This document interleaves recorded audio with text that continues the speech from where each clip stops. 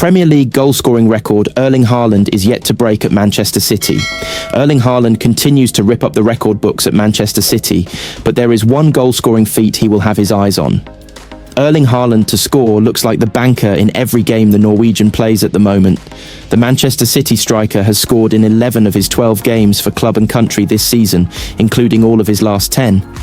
Those 10 games have yielded 19 goals in total, and a striker who rewrites the record books on a regular basis is doing so again. His hat-trick for Norway on Saturday took him to 51 goals in 46 caps and made him the fifth fastest to a half-century of international goals in history, just edging out Pelé, who took 49 games.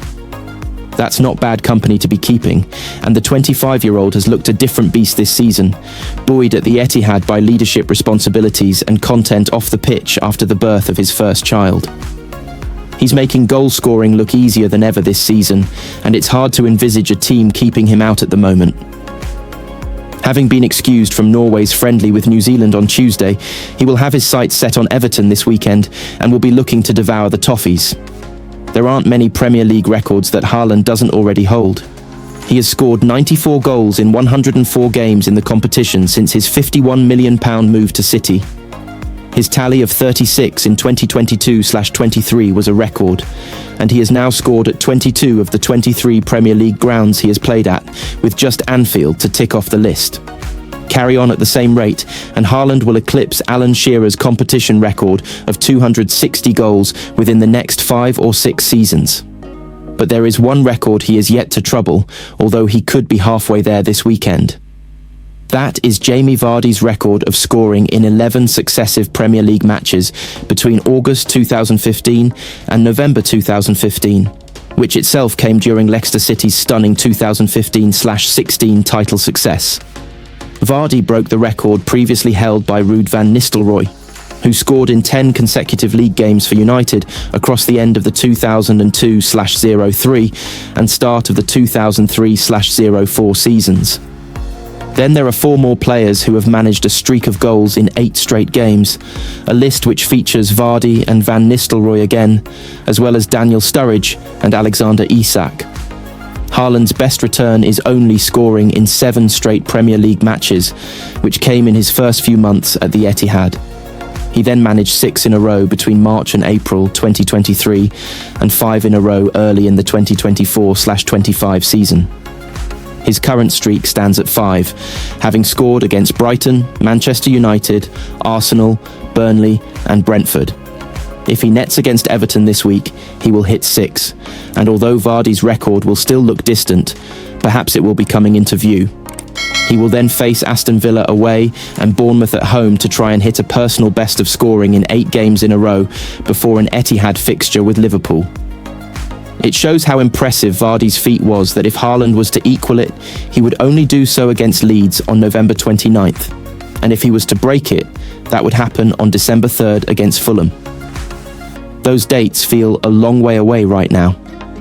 But the way Haaland has started this season, extending this streak a little further yet seems possible. He could get close at some point down the line as well, even if he suddenly draws a blank. But while every goal takes him closer to Shearer's record, he will have to start chasing down Vardy again if his current run comes to a halt. Manchester City have a top player in the making, and he's doing 3 things to raise excitement levels. Sverre Nypan has impressed at Middlesbrough. Having joined the Championship club on loan from Manchester City this summer, Sverre Nypan was one of the most talked about talents in Europe this summer. The Norwegian prospect had been linked with most of the top clubs across the continent, having starred for Rosenborg in his homeland. Excitement levels have surrounded the 18-year-old since he made his senior debut aged just 14, and it was Manchester City who swooped to win the race for his signature. The plan was always for him to depart on loan, and City wanted a British destination to help the midfielder adapt to football on these shores. A move to Middlesbrough was agreed, and Nypan has since featured 7 times for Rob Edwards' side in what has been a strong start to the season for Boro. We spoke to Teesside Live's Middlesbrough reporter Craig Johns for the lowdown on Nypan and what City can expect in the future, with the teenager already displaying a strong work ethic, elite mentality and a desire not to shirk situations. Reasonably well so far, albeit in an attack that isn't quite functioning as well as they'd hope at the moment. Naipan was one of 4 new attacking players who arrived at the club this summer, and as a result, they're all still lacking that connection at the moment, while all also getting up to speed with the English game, because they've all come from leagues abroad. Naipan obviously via a quick whistle stop in Manchester. In many ways, Rob Edwards is still learning each of his new attacking players too, and how Boro can set up and play in a manner that will get the best out of them. To Naipan's credit though, he's not shirked anything yet, and looks to get involved in games as much as he possibly can, whether that's starting or coming on from the bench. Edwards is a coach who likes to change a lot in game too, so for such a young player, he's reacted well when perhaps starting as a 10, and then being switched to a more standard central midfield role, or vice versa. He's still trying to get up to speed, as are Boro, from an attacking sense in general. As such, he's yet to really stand tall and have a major influence on a game as yet. Nevertheless, there have been flashes of his potential and technical ability to offer enough encouragement that it will come. What's been so clear so far is that he's a very good player, and one who has a very good mentality too. Playing in England for the first time at just 18, Naipan has never once looked daunted. He works as hard for the team out of possession as he does on the ball. For many of the reasons noted above, he hasn't yet been able to make a huge impact and really take control and influence games or provide any big moments. It's in doing one or the other that will ultimately usually determine if a midfielder/attacking midfielder can make it at the very highest level.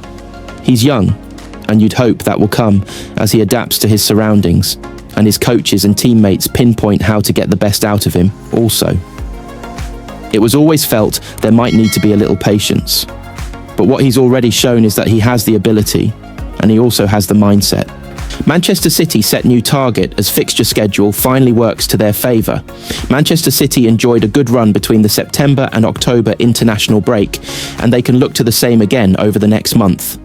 The staccato rhythm of the early weeks of the Premier League season can be frustrating for fans and can make storylines hard to follow, with a run of games interrupted by an international break in September, October and November. What the breaks do allow, however, are a chance to analyse and maybe overanalyse how a team has started and debate what might be going right or wrong. But conclusions drawn in September can look foolish by October, and for Manchester City, that has certainly been the case this season. When they lost to Tottenham and Brighton before the first international break of the season, there was concern that this was going to be a lot like last year, and that a title challenge already felt a distant dream.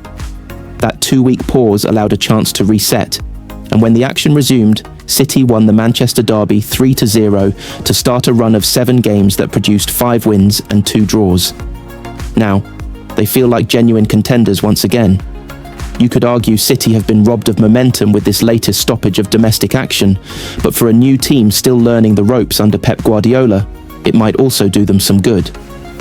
There is no denying they took some giant strides forward in the last 3 weeks, bookended by wins against Manchester United and Brentford. After the introspection and worry in September, the picture is a lot more optimistic. The bite-sized schedule at this stage of the season also allows for easy targets to be set. After wins against United and Napoli and a draw at Arsenal, it became obvious that the Blues' aim was to go unbeaten during this stretch of games. With 7 more fixtures to come before the November internationals, the target should be to repeat that, especially as 4 of those games are at the Etihad. Guardiola's side will be strong favourites to beat Everton this weekend. They then have a trio of away games against Villarreal, Aston Villa and Swansea City. None should hold much fear at the moment. Then the stretch ends with 3 successive home games against Bournemouth, Borussia Dortmund and Liverpool. The contest against Arne Slot's side looks like the biggest fixture of the 7, but Liverpool have had the opposite sequence to City, where optimism has given way to scrutiny from September to October. If City can head into the November international break, having again managed to go 7 games unbeaten, and perhaps inflicting a defeat on their title rivals in the process, then the outlook will be very promising indeed. Manchester City, biggest England win this week, came 1,600 miles from Wembley. Manchester City saw John Stones play for England on Thursday night, but there were other success stories elsewhere. Goodness knows why the tens of thousands who had paid through the nose for tickets did not scream their lungs out for every minute of England's one-sided victory over Wales. But Thomas Tuchel had plenty to be happy with otherwise. The drama around him leaving star players out of his squad was quickly forgotten, as the team he did pick pummeled Wales in the opening 20 minutes. Manchester City would rather have Phil Foden have been included, and would rather Nico O'Reilly made it onto the pitch after his first call-up following the Brentford game. They will have taken satisfaction from John Stones playing and escaping without an injury, particularly after that dicey moment where he went down and looked to be in pain. City's biggest England win of the week, though, came not at Wembley but about 1,600 miles away. It was in the Zimbru Stadium in the Moldovan capital of Chisinau, where Lee Carsley's England under-21s picked up a healthy 4-0 win. Rico Lewis scored in an encouraging display for him after falling out of favour with Guardiola in the early months of the season, while young forward Divin Mubama bagged 2. Mubama has had a decent start to life on loan at Stoke, where City will be keeping an eye on him. With Chelsea winger Jamie Gittins getting the opener after his £48.5 million move from Dortmund in the summer transfer window, all 3 goal scorers, as well as the coach, have been developed in at least some of their career